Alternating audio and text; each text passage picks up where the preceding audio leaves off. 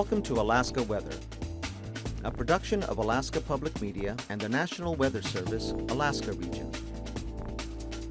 Produced and broadcast daily from the studios of KAKM, Alaska Weather provides complete forecasts, public, marine, and aviation for all of Alaska.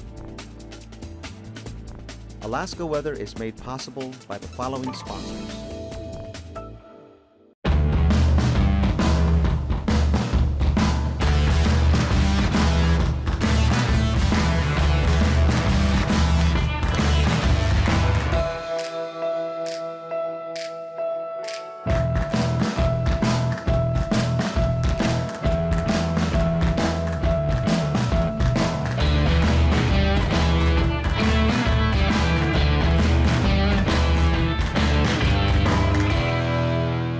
Cook Inlet Tug and Barge, a marine transportation company specializing in harbor services focusing on the Port of Anchorage and the major commercial participants in the Cook Inlet region, providing customers with marine services specifically tailored to their needs.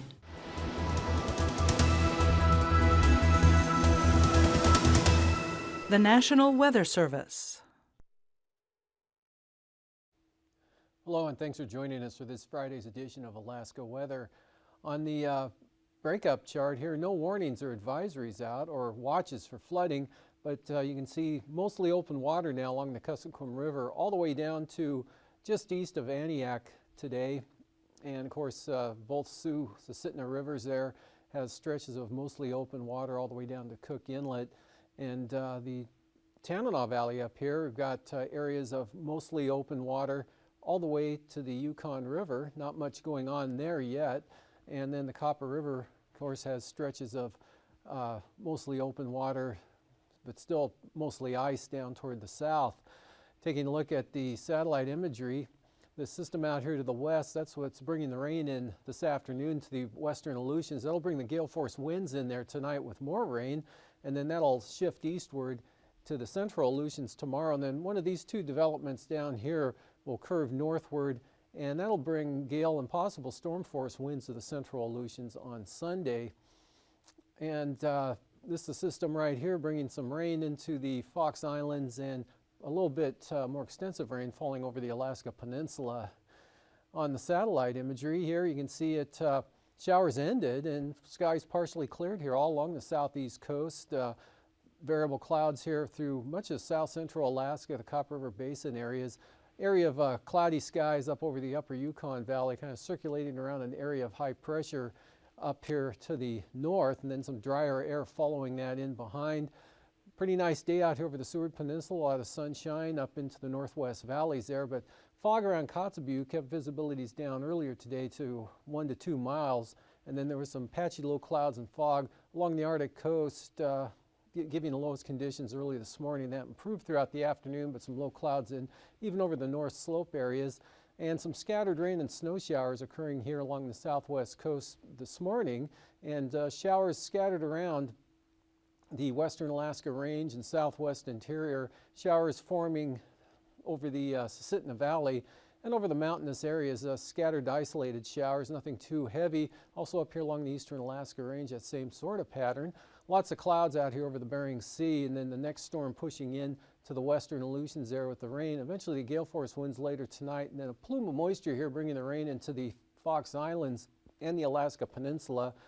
0.13 of an inch falling at Cold Bay in the last 24 hours. Only 1/100 of an inch falling on Alaska.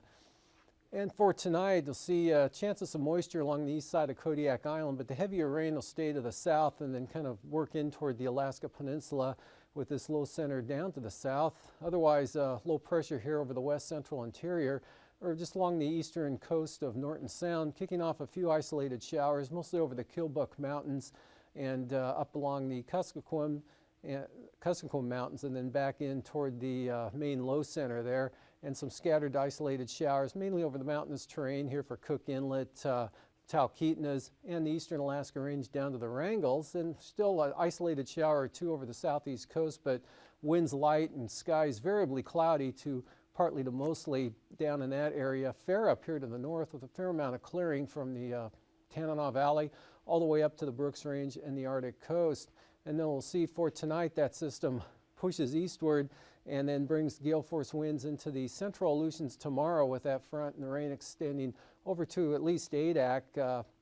Higher pressure for light winds here from the northern Bering Sea southward across St. Lawrence Island all the way down to the eastern Aleutians. So light variable winds, areas of low clouds and fog, but there will be some areas of clearing as well there from St. Paul down to Unalaska. And a mostly sunny day here up over the northern interior, but still looking for some patchy low clouds and fog along the Arctic coast. And then some isolated thunderstorms and showers possibly developing here over the lower and mid Yukon and Kuskokwim River valleys, with some isolated showers farther out over the deltas. Isolated showers again developing here, mostly over the southern third of the state and in the mountainous terrain, but should be mostly sunny over the Copper River Basin. Looks fair for Prince William Sound, south central Alaska, partly to mostly sunny, just a risk of an afternoon shower over the mountains. High pressure along the southeast coast. Keep the winds light and mostly dry, but there's still a risk of an isolated shower down in that area developing as well with variable clouds. Then it looks pretty wet for Kodiak Island tomorrow, that easterly flow, this front edging northward a little bit there and bringing some moisture back into southeastern Bristol Bay. And then we'll see on Sunday that system pulls off to the east and just some leftover showers around Kodiak back up into the southwest interior. Same pattern Sunday that we'll see tomorrow here, risk of an isolated thunderstorm or two in that mid-Yukon Valley area, but maybe a few showers over the Alaska Range, and that's about it. Partly to mostly sunny skies, south central Alaska, light winds, light variable winds, no wind here for the North Gulf Coast, Copper River Basin, even up in the interior, mostly sunny skies with light winds, high pressure, result in some low clouds and fog out over the Chukchi Sea through the Bering Strait coast down to St. Lawrence Island, and also up along the Arctic coast, low clouds and fog again during the late night and early morning hours. That's when it'll be the most extensive with the lowest visibilities, and then improving throughout the morning hours and into the afternoon.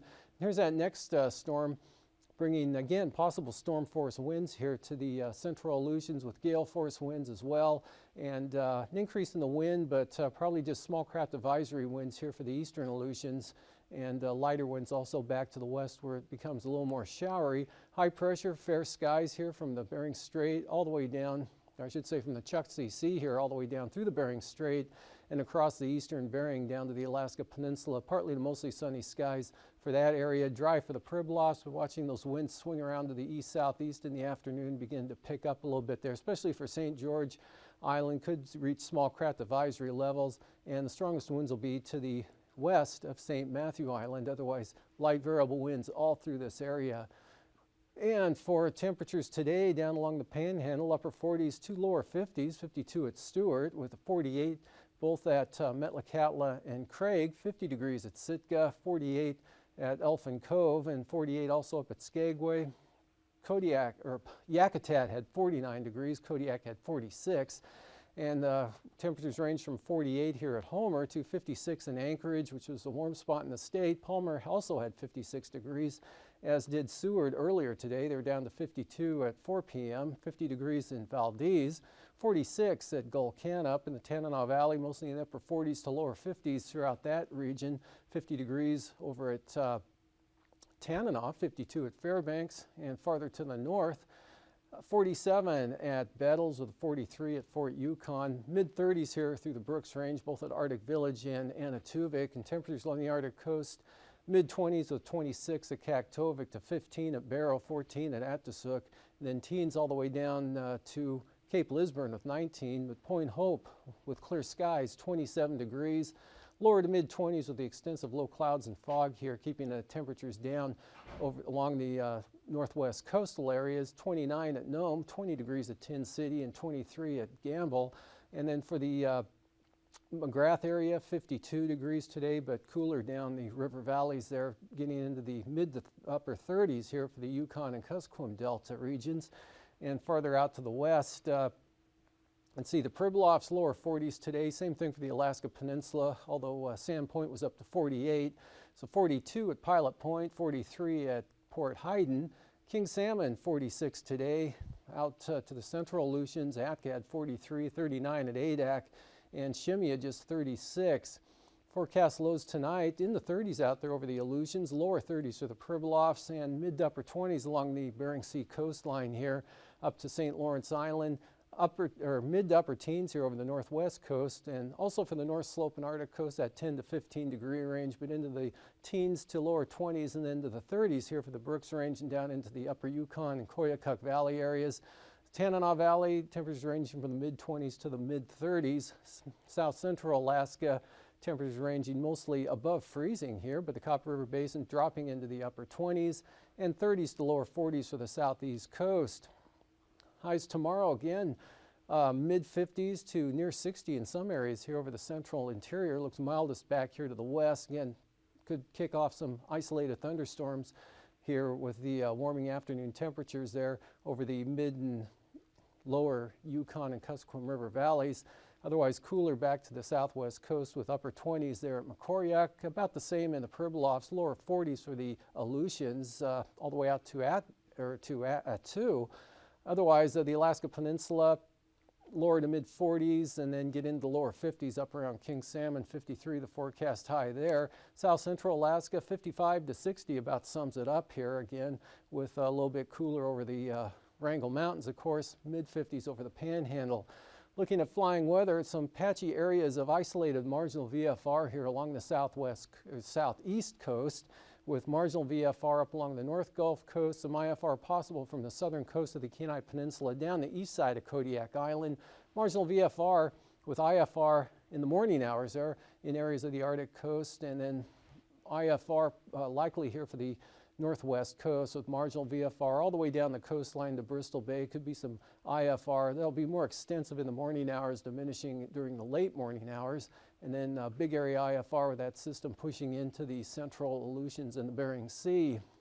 Passes Anaktuvuk look good on either approach, both Anaktuvuk and Adigan in the Brooks Range. VFR tomorrow. Lake Clark and Merrill, west and east, VFR, and through the pass, rainy, same forecast there, VFR conditions. Windy looks good. Isabel, both Isabel and Mentasta will be open tomorrow with VFR for both passes. Tanita, VFR, and Portage also open with VFR in either approach. Chilkoot and White starting out marginal in the morning and then becoming VFR probably by midday.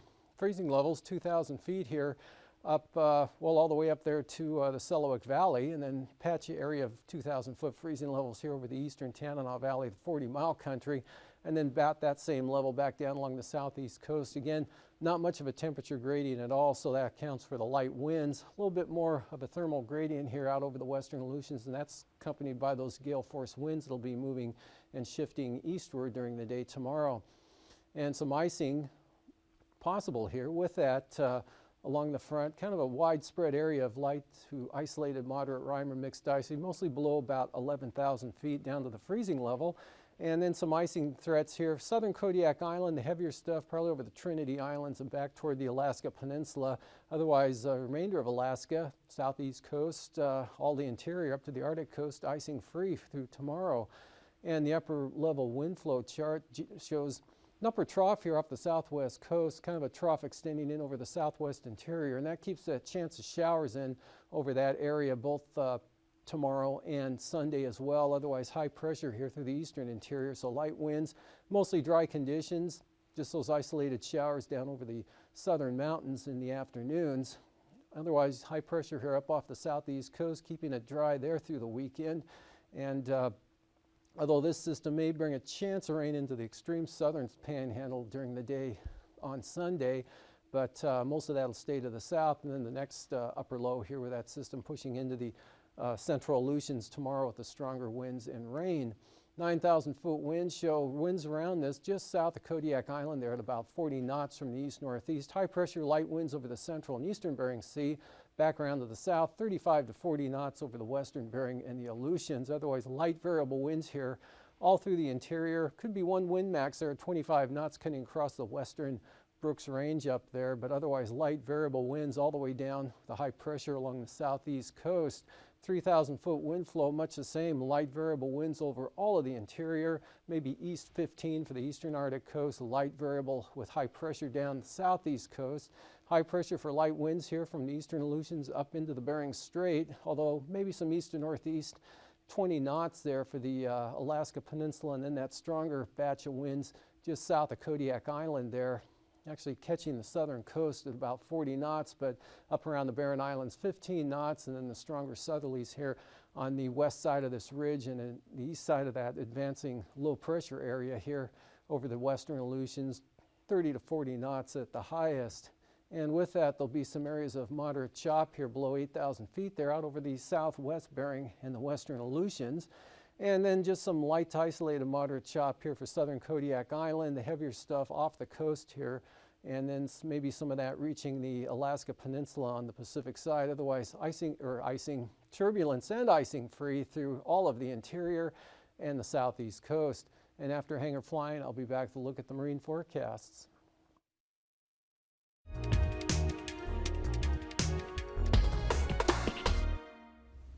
Good evening, I'm Harry Keeling, and on behalf of Alaska Public Media and the Alaskan Aviation Safety Foundation, welcome to Hangar Flying.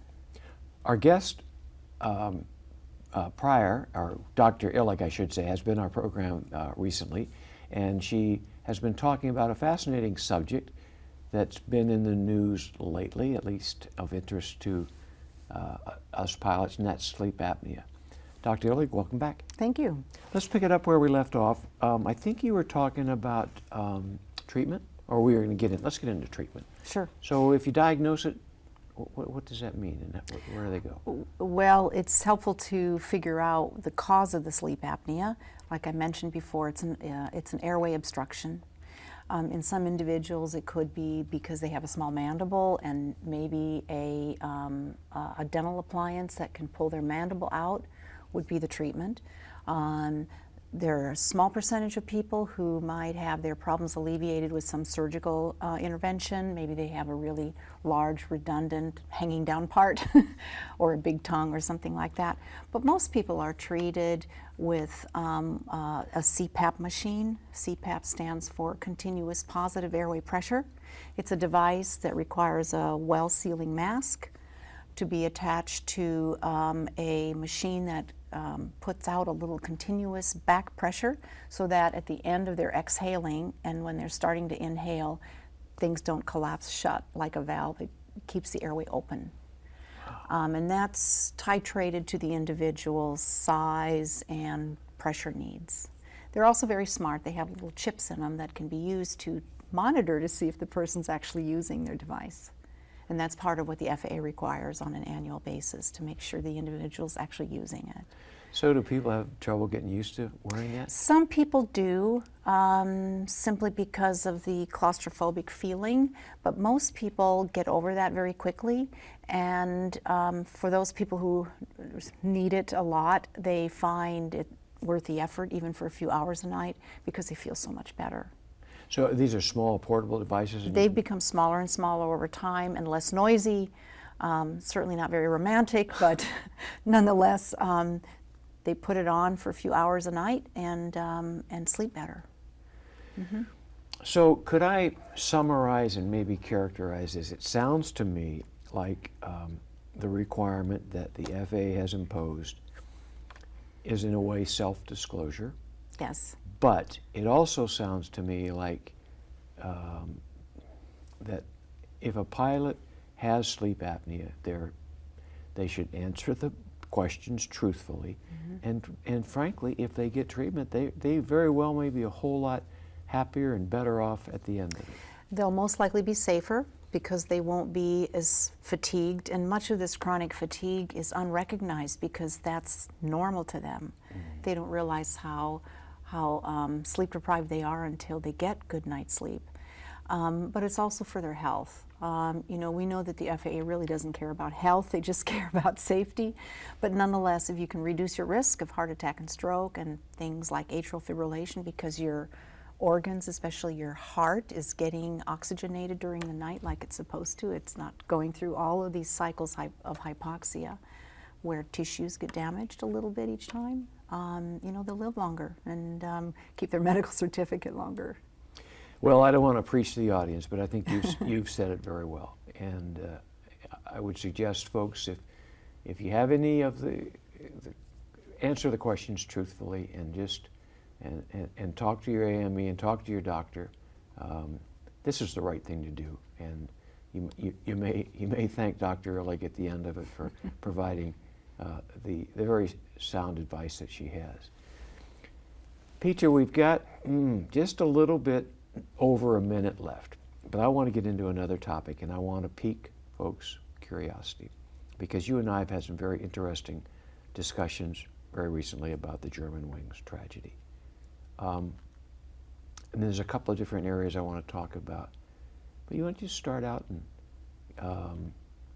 let's do this. Talk about your experience in a company medical program when you were, and the fact that that's no longer the case. Well, in the United States, the airline medical departments have been dwindling to almost zero. I think United is the only department that has physicians on salary anymore. Much is outsourced.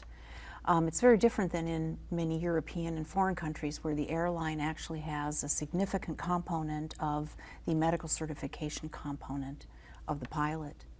Our country it just operates very, very differently.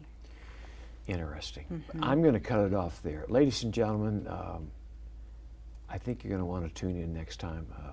Dr. Ehrlich has got some very, very well thought out or very thoughtful ideas I think that we would all appreciate. And so tune in next time. Petra, thanks for being on the program. You're very welcome. Ladies and gentlemen, remember, we can only bring this to you through the Alaskan Aviation Safety Foundation, which is member supported.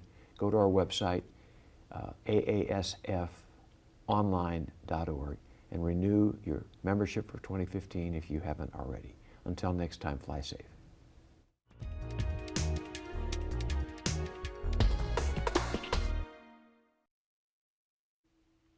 Welcome back. Well, the ice is about 60 to 80 nautical miles north of St. Paul Island, right about here.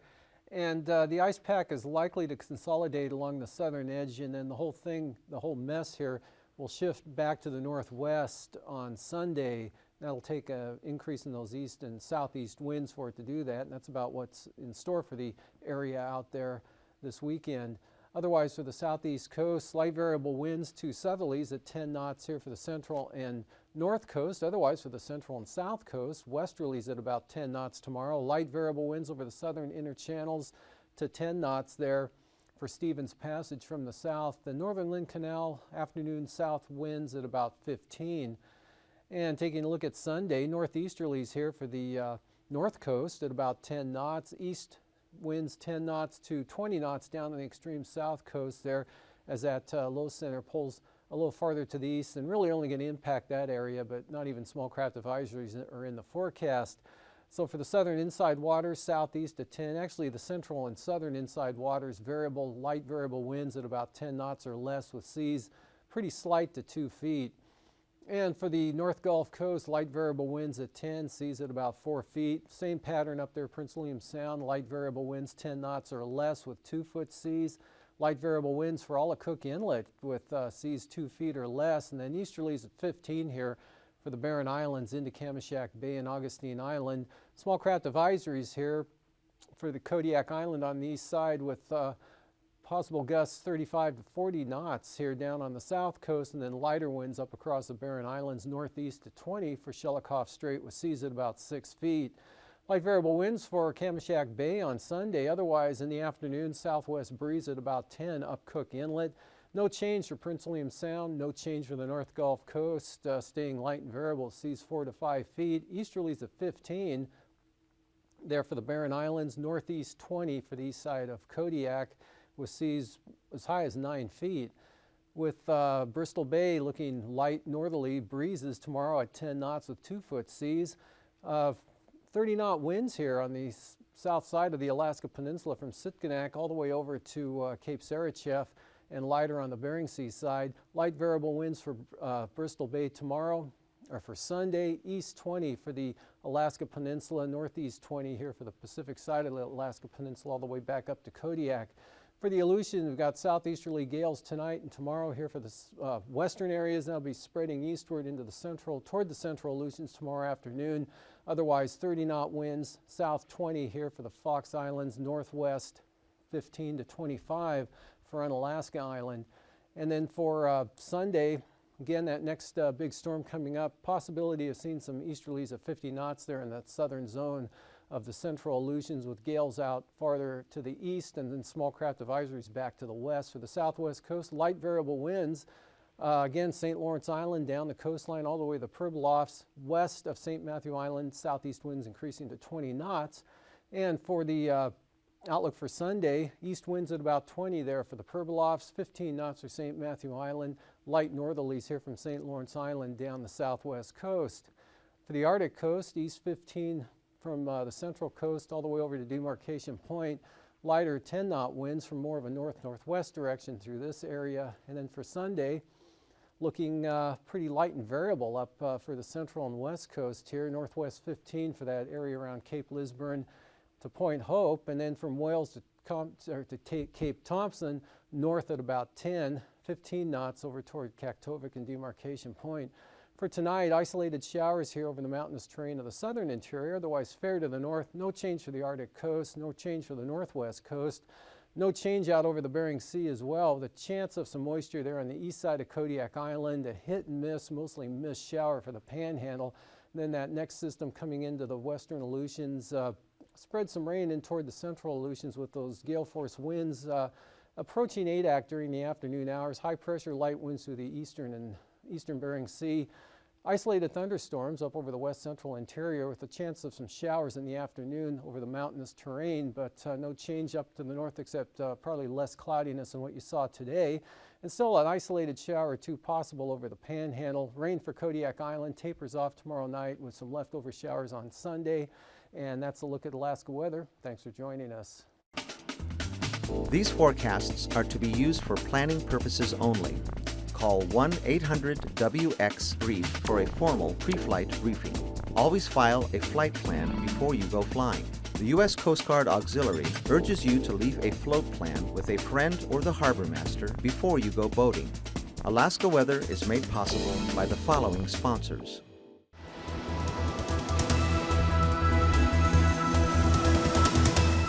The National Weather Service. Cook Inlet Tug and Barge, a marine transportation company specializing in harbor services focusing on the Port of Anchorage and the major commercial participants in the Cook Inlet region, providing customers with marine services specifically tailored to their needs.